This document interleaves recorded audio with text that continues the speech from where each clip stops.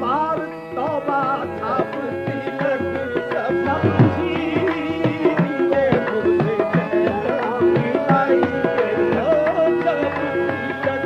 جو جتنا علم کا دائرہ وسیع ہوتا جائے گا اتنا بندے کو احساس ہوگا کہ مجھے تو کچھ پتہ نہیں.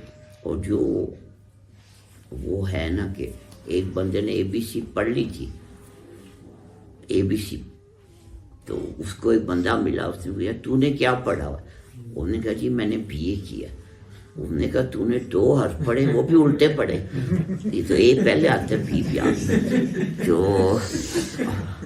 تو جس نے صرف AB پڑھے اس کو BA والا جو ہے نا وہ جائز لگتا ہے. یہ تو جتنا علم کا دائرہ بڑھتا جاتا ہے اتنا انسان کو وہ پتہ چلتے جاتا ہے کہ یار میں تو کچھ نہیں جانتا.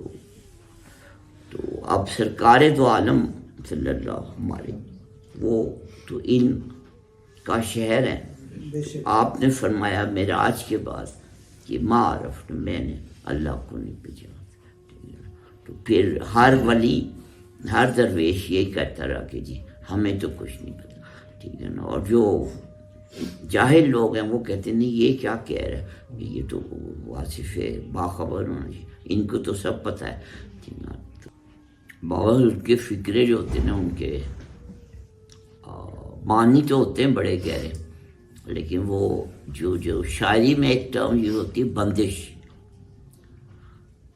بندش ہوتی ہے کہ کس لفظ کو آپ کس لفظ کے ساتھ لا رہے ہیں. جیسے کہ ایک جوہری ہوتا ہے نا وہ ڈائمنڈس لگاتا ہے تو وہ ایک بڑی خاص ترتیب سے لگاتا ہے کہ وہ پورا سیٹ نیکلس جو ہے نا وہ بڑا خوبصورت لگے. تو وہ ہیرے جو جڑنے کی جو ہے نا وہ ایک خاص ترکیب ہوتی ہے جو وہ جانتا ہے.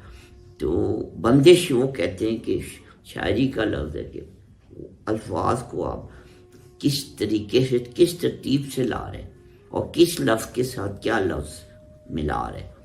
تو اب یہ جملہ واسف صاحب کا صاحب حال بہت مشہور مضمون ہے. اب اس کا صرف ایک جملہ آپ کو بتاتا ہوں. اس کے الفاظ کی آپ نے صرف بندش کو انجوائے کرنا. وہ ہے کہ صاحب حال نمی دانم کے پردے میں،